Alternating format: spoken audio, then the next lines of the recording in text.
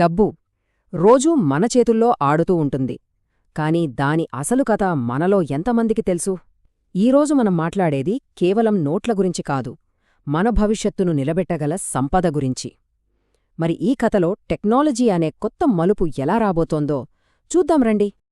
ఒక్కసారి ఆలోచించండి, కష్టపడి సంపాదించిన డబ్బుతో నిన్న కొనగలిగిన వస్తువులు ఈరోజు కొనలేకపోతున్నాం. ఎప్పుడైనా అనిపించిందా?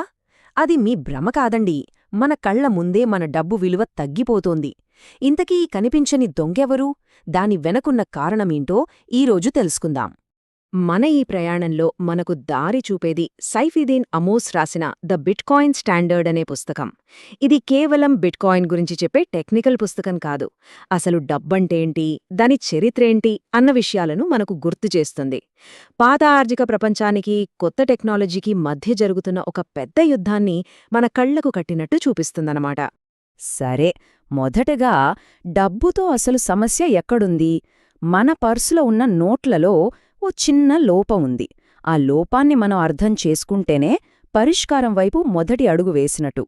మనమిప్పుడు వాడుతున్న డబ్బుని ఫియట్ మనీ అని పిలుస్తారు. సింపుల్గా చెప్పాలంటే దీని వెనుక బంగారం లాంటి ఆస్తి ఏదీ లేదు. దాని విలువ కేవలం మేమున్నాం అని ప్రభుత్వం ఇచ్చే ఒక మాట మీద ఆధారపడి ఉంటుంది. మరి సమస్య ఎక్కడొస్తుందంటే, ఆ మాట తప్పినప్పుడు లేదా ప్రభుత్వాలు ఇష్టమొచ్చినట్టు డబ్బుని ప్రింట్ చేసినప్పుడు మన డబ్బు విలువ గాలిలో కర్పూరంలా కరిగిపోతుంది. ఈ విషయం ఇంకా బాగా అర్థం కావాలంటే ఓ చిన్న ఉదాహరణ చూద్దాం. ఒకసారి 1990ల నాటికి వెనక్కి వెళ్దాం. అప్పట్లో ఒక 100 రూపాయల నోటుతో కిరాణా షాప్కి వెళ్తే ఓ నెలకి సరిపడా సరుకులతో బండి నిండిపోయేది. ఆ నోటుకున్న పవర్ అదన్మాట. సరే, ఇప్పుడు ఓ 20 ఏళ్లు ముందుకొద్దాం. అంటే 2010. అదే 100 రూపాయల నోటు, అదే షాపు. కాని ఈసారి బండిలో సగం కూడా నిండలేదు. ఇక ఈరోజు సంగతి చెప్పక్కర్లేదు. అదే 100 రూపాయలతో ఇప్పుడు మహా అయితే కొన్ని స్నాక్స్ వస్తాయేమో. చూడండి, నోటు మారలేదు, కాని దాని శక్తి, అంటే కొనుగోలు శక్తి, కాలంతో పాటు ఆవిరైపోయింది. దీనికే మనం పెట్టిన పేరు ద్రవ్యోల్బణం. మన కష్టాన్ని తినేసే ఓ నిశ్శబ్ద శత్రువు. ద్రవ్యోల్బణమంటే ఒక సైలెంట్ కిల్లర్ లాంటిది. అది మన పర్స్ని దొంగిలించదు, కాని పర్సులో ఉన్న డబ్బు విలువను మాత్రం రోజురోజుకి తినేస్తోంది. ప్రభుత్వాలు తమ ఖర్చుల కోసం కొత్త నోట్లను ప్రింట్ చేసిన ప్రతిసారీ మన దగ్గర ఉన్న పాత నోట్ల విలువ కొంచెం కొంచెం తగ్గిపోతోంది.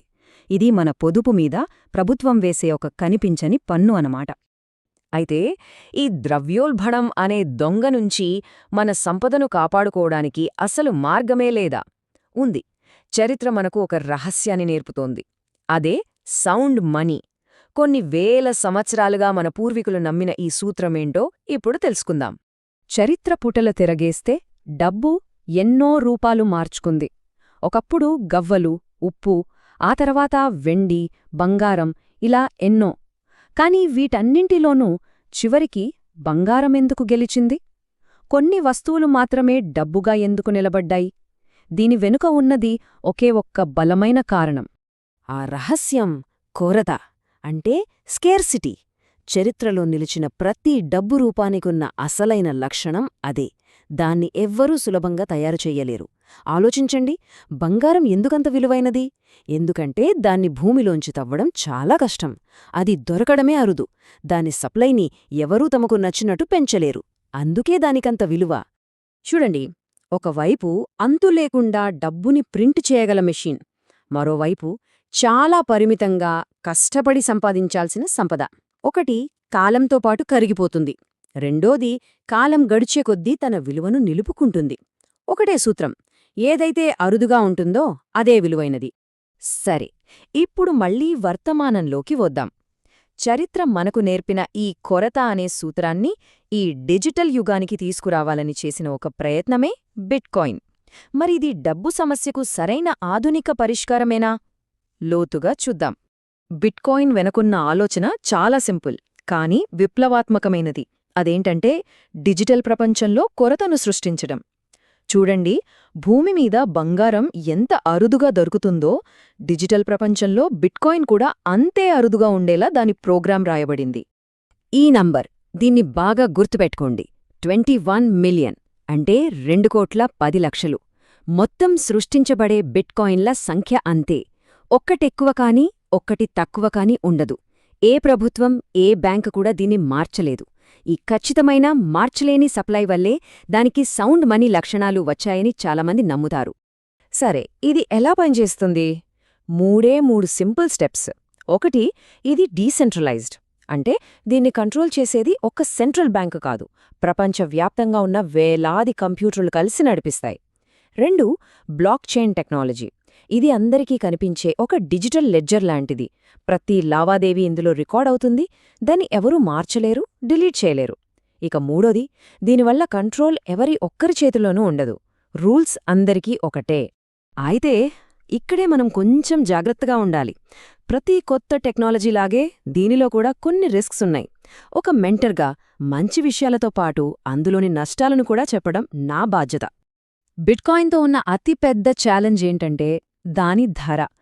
ఒక్కసారిగా ఆకాశంలోకి దూసుకెళ్లొచ్చు, అంతే వేగంగా కిందకి పడిపోవచ్చు. ఈ విపరీతమైన హెచ్చుతగ్గుల వల్లే చాలామంది నిపుణులు దీన్ని షార్ట్ టర్మ్ గ్యాంబ్లింగ్లా కాకుండా చాలా లాంగ్ టర్మ్ పొదుపుగా చూడమని సలహా ఇస్తారు. ఇన్వెస్ట్మెంట్ ప్రపంచంలో ఒక గోల్డెన్ రూల్ ఉంది. మనకు పూర్తిగా అర్థం కాని దానిలో ఎప్పుడూ డబ్బు పెట్టకూడదు. ఎవరో చెప్పారని, ఏదో చూశామని గుడ్డిగా నమ్మేయొద్దు. స్వంతంగా రీసెర్చ్ చేయాలి, అందులోని రిస్కులను అర్థం చేసుకోవాలి. అప్పుడే సరైన నిర్ణయం తీసుకోగలం. సరే, ఇప్పుడు కేవలం బిట్కాయిన్ అనే ఒక్కదాని గురించే కాకుండా అసలు ఫినాన్షియల్ ప్రపంచాన్ని మార్చేస్తున్న పెద్ద టెక్నాలజీ ట్రెండ్స్ ఏంటో ఒకసారి చూద్దాం. సో, మొత్తంగా ఇది బిట్కాయిన్ స్టాండర్డ్ పుస్తకం నుంచి మనం నేర్చుకోవాల్సిన కీలక పాఠాలేంటి? మొదటిది, అసలైన విలువ కొరత నుంచే వస్తుంది. రెండోది, ద్రవ్యోల్బణం మన కష్టాన్ని తినేస్తోంది, దానినుంచి మనల్ని మనం కాపాడుకోవాలి. బిట్కాయిన్ లాంటి టెక్నాలజీలు దీనికో దారి చూపిస్తున్నాయి, కానీ వాటితో పాటు కొన్ని సవాళ్లు కూడా ఉన్నాయి. చివరగా, తెలివైన నిర్ణయం తీసుకోవడం మన చేతుల్లోనే ఉంది. చూడండి, నాలెడ్జ్ చాలా పవర్ఫుల్, కానీ యాక్షన్ లేకుండా ఆ నాలెడ్జ్ వేస్ట్. ఈ విషయాలన్నీ తెలుసుకోవడం జస్ట్ ఫస్ట్ స్టెప్ మాత్రమే. అసలైన సంపదను సృష్టించేది మన ఫైనాన్షియల్ డిసిప్లిన్, మన పొదుపు అలవాట్లు, మనం ప్రతిరోజూ తీసుకునే చిన్న చిన్న మంచి నిర్ణయాలు. గుర్తుంచుకోండి, మన ఆర్థిక భవిష్యత్తుకు మనమే శిల్పులం. ఫైనాన్షియల్ ప్రపంచం చాలా వేగంగా మారిపోతోంది. పాత రూల్స్ ఇక పనిచేయకపోవచ్చు. మరి ఈ మార్పులకు అనుగుణంగా భవిష్యత్తు కోసం మనం ఎలా సిద్ధం కావాలి? సమాధానం మీలోనే ఉంది. నేర్చుకుంటూ ఉండండి, సిద్ధంగా ఉండండి. మీ ఆర్థిక భవిష్యత్తును మీ చేతుల్లోకి తీసుకోండి. జై హో, జై హో, భారత్ మాతా కీ జై.